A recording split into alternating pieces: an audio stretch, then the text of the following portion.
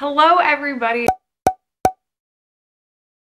Welcome back. Today I'm doing my labor and delivery story from my most recent birth, which was 4 weeks ago. I thought I would share like what I had planned and what didn't work. I delivered in a different hospital this time. So anyway, subscribe, follow my socials, all the things. Let's get into it. This is probably gonna be a short, sweet video because it was a short, sweet labor and delivery. Let's talk about what went down. My chin looks like it's breaking out, but it doesn't look like that in person. But I do have a zit here. Okay, so how it started. First of all, the week that I went into labor, I had him. I had been on the phone with a friend who had a baby back in September. And when I was talking to her, I said, I'm a little worried because my water's never broken before. Like, am I gonna think I peed myself? Am I gonna know?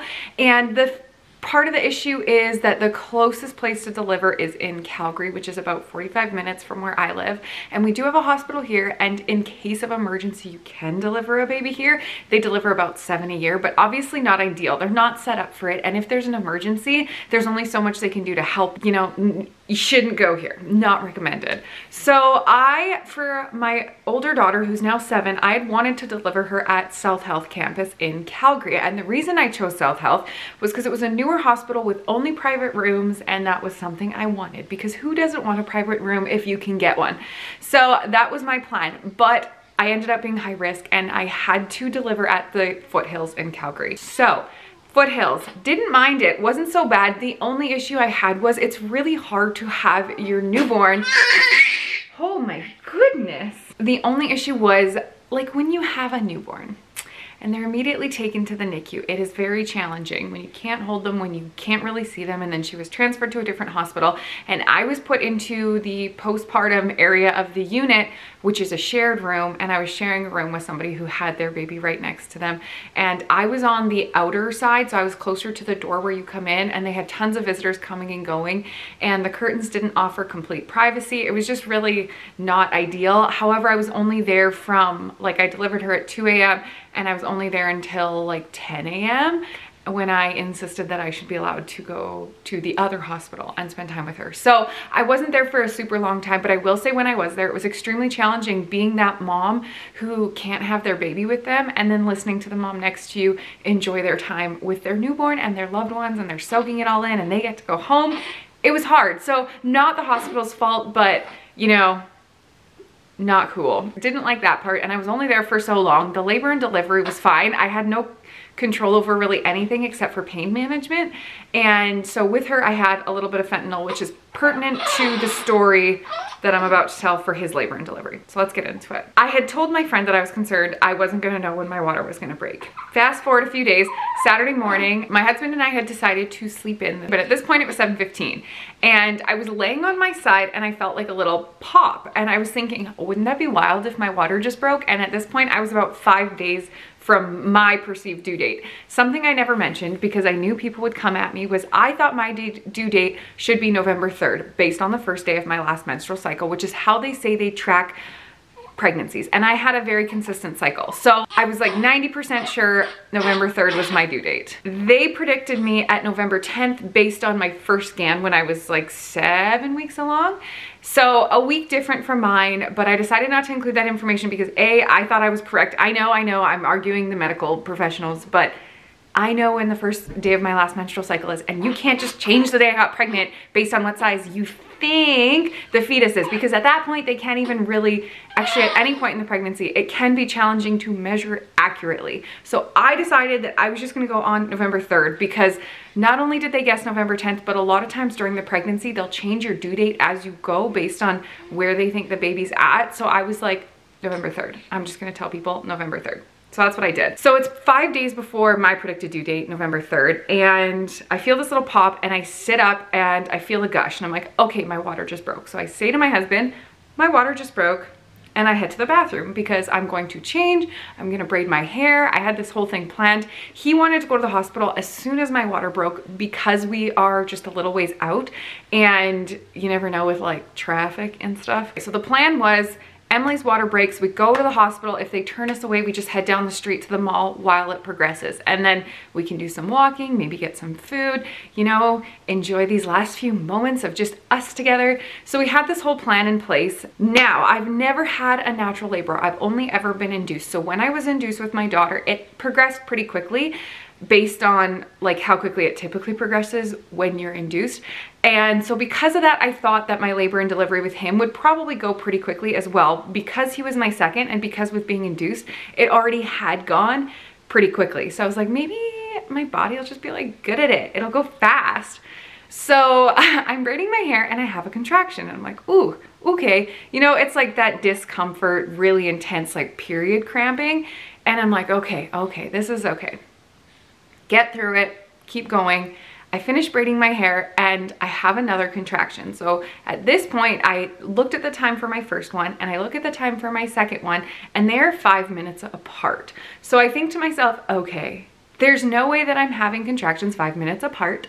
I've never gone through labor on my own before. So it must be at the beginning, you go through periods of inconsistent contractions until it gets consistently closer together. And that was just a random inconsistent contraction that happened to be 5 minutes apart. I decided to continue on with my morning. Now at this point, we had already pre-packed my hospital bag, the diaper bag. We had everything that we needed in the crib ready to go. So while I was braiding my hair and getting changed, Clayton went downstairs to let the dogs out, grab us a little bit of food, and we hop into the car and we head out. So we left the house before 7:45. I know that. I can't remember exactly what time we left, and it's about a 45-minute drive from our house to South Health Campus, which is where we were heading. So we get out of town and we get on the highway, which is like 30 seconds from our house. And these contractions are extremely intense, and they have not been more than 5 minutes apart since I woke up. And they started immediately when my water broke, which was the other thing. I wasn't so sure if that was normal. Still don't know. Didn't Google it. That's just how mine went. We get on the highway and these contractions are so intense. I debated asking Clayton to turn around and go to Strathmore because I was worried I wasn't going to make it to the hospital in Calgary.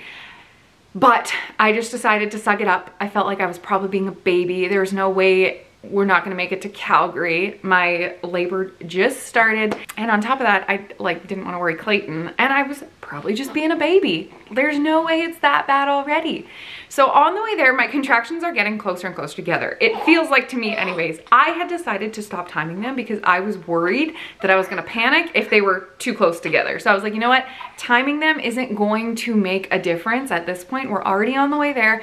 Just breathe through them and get there. So while we're on the way there, I'm trying to breathe through my contractions. I'm holding Clayton's hand and I can't breathe. I'm screaming at points. At this point, luckily, I had my birthing plan. I didn't have it printed, but I had it all written up. So I had in my phone, like where we needed to go to park, where we had to go to get to labor and delivery, all that stuff. Thank goodness, because if I didn't have that ready, I don't think I would have been in a state of mind to like be Googling that and trying to figure out where to go.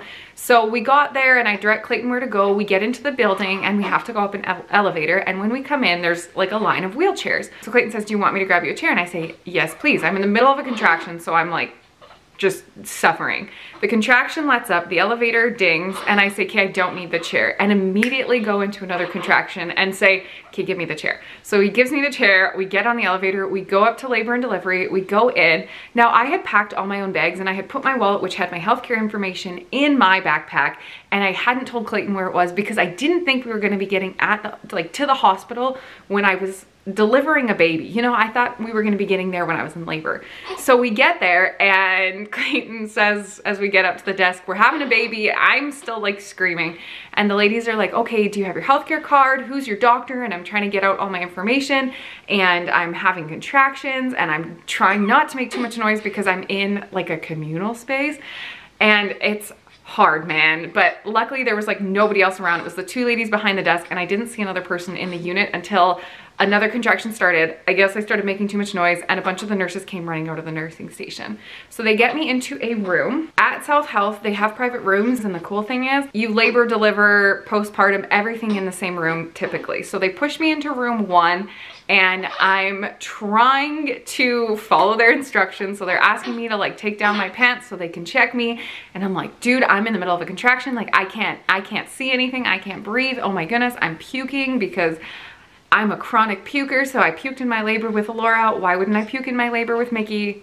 You know, I was puking on the drive there. That was another indicator that I felt like I was close, was the fact that I was throwing up on the drive there. So I'm like throwing up. One of the nurses is trying to help me take my pants off so they can check me. We get to the point where I'm sitting on the bed and they check and I'm 8 centimeters dilated and I'm just so grateful because that means that I'm not like 2 centimeters, you know?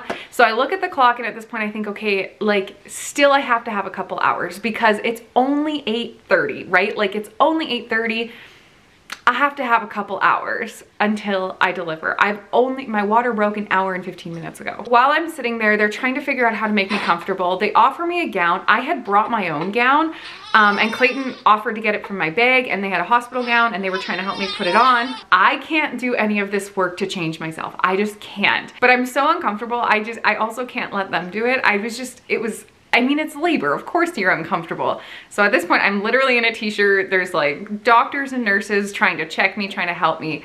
And eventually the doctor leaves because I'm only 8 centimeters and I have to be a full 10 before I can push. I'm trying to get comfortable. I'm standing at the edge of the bed rocking, and then they put the head of the bed up, and then Clayton stood behind it and I was kneeling towards him and I had my arms around his shoulders and I'm screaming at him for getting me pregnant in the first place because I'm livid that I'm going through this pain. And they say, do you want anything for the pain? So in my birthing plan, I was very specific, no painkillers. And the reason was for that because like I said with my first, I took a little bit of fentanyl at the end and I ended up tearing just a little bit after she was delivered shortly after the fentanyl. So in my mind, I made the correlation that perhaps I tore because my body wasn't listening to itself as instinctively, and so therefore she was delivered just a little bit sooner, like 10-20 minutes before maybe my body was actually ready, and I tore. So she was only 4.5 pounds, and delivering a full-term baby, I was adamant I wanted no painkillers because I wanted to kind of test this theory on my own body. I had told my husband, if I ask for painkillers, tell them no, tell them I do not want them. I said, this is crucial to my recovery. It's not about what I feel like when I'm in there. It's about the regret I'm gonna feel after if my body has been put through more than it should have been because I chose that and I'm not recovered. So if you know me, you know that with my daughter, I started running very shortly after I had her. And with him, I went on my first run 6 days postpartum. For a lot of people, that sounds like way too much. I don't run as a method to lose weight, as a method to help with exercise necessarily, although obviously it is exercise, but I do it as a mental health. It's for my mental health. So I had to go for a run after I had him. I was so overwhelmed, so overstimulated, so touched out. 6 days postpartum, I seriously felt like I was going crazy, and I just said, Clayton, I need to go for a run. So he took him for a few hours and I went and I ran like freaking harder than I've ever run. Slower too somehow, but you know, it felt like a lot. And so that was a big part of the reason that I didn't want any painkillers. I needed to be able to access my body for those reasons so I didn't go crazy. I'm in there, I'm in pain. I've told Clayton, do not let them give me anything. And I start asking for something. Please give me anything. Except for, I mean, I didn't say this in the moment. I knew it was too late for an epidural anyways, but I think that's where I draw the line as epidural. They scare me. I'm terrified of them. So they said, what do you want? Do you want some gas? And I said, yes, get me some gas. So they bring in the gas and then they go, actually, you can't have it. You're puking too much. So I can't have anything. And I said, okay, well then I'm gonna push because man, I'm just sick of being pregnant. And they said, okay, well, we're gonna check you one more time. Can you roll over? I get onto my back and they check me and they say, okay, you're 10 centimeters. In my birthing plan, I had a whole bunch of things planned. I wanted to birth on my knees. So technically staying in the position I had been in would have been ideal, but I was on my back and there was no way I could move again. And the second I heard the word push, I was like, you got it, girl. So she told me I could push and I did. Next contraction comes and I push and the contraction stops and they say, okay, just like next contraction, you can push again. And the doctor says, I think he'll be out. And the next contraction didn't come yet.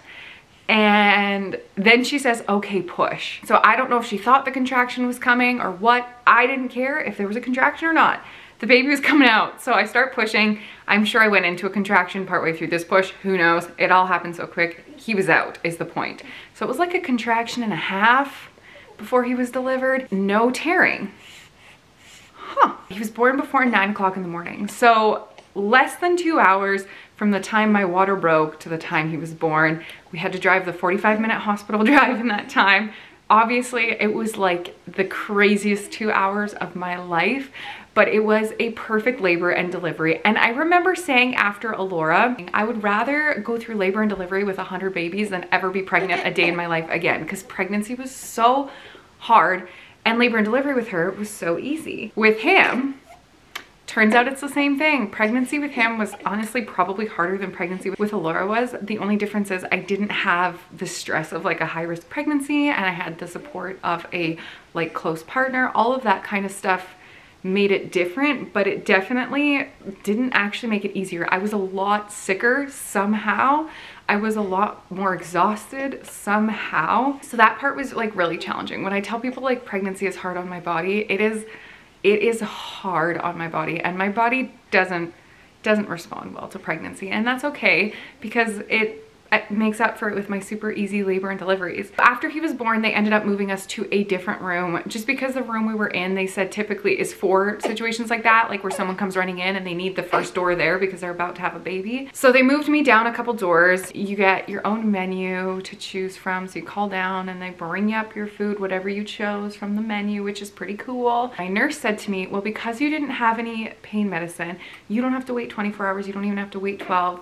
You can go home as soon as you've completed XYZ and baby's completed XYZ. Well, let me tell you, I was not staying a night if I didn't have to. So I had this wonderful plan to deliver at this hospital with private rooms, thinking I'm gonna have to be there overnight. You know, I just want a nice quiet room for me and my baby. But when they said we could go home, oh my gosh, my goal was to get out of there as fast as we could. So this part was the only part that was kind of tedious. At about 4 o'clock, we told them we'd completed our checklist, and they said about a half an hour till we have your discharge papers ready. So we were thinking we'd leave, you know, before 6 or 6:30, just because hospitals usually take a little longer than they anticipate. We left the hospital around 10:30 at night.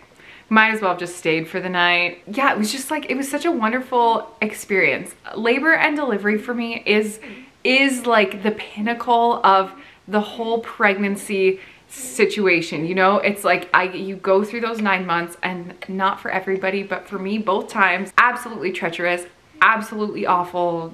Never want to do it again. Said that after Alora, reiterate it in my brain a million times today. It is so challenging, but the labor and delivery, both times, I've been so lucky that it's gone so smoothly and so quickly, and obviously not painlessly because it does friggin' hurt, but at the same time, your hormones are like at a high and they're trying to tell you that it wasn't so bad, so who really knows? But that's literally the whole story. It wasn't too exciting. If you guys have any questions, leave them down below. I'd be happy to answer. I love talking about labor and delivery. I love hearing about other people's labor and delivery stories. I feel like it's so fascinating.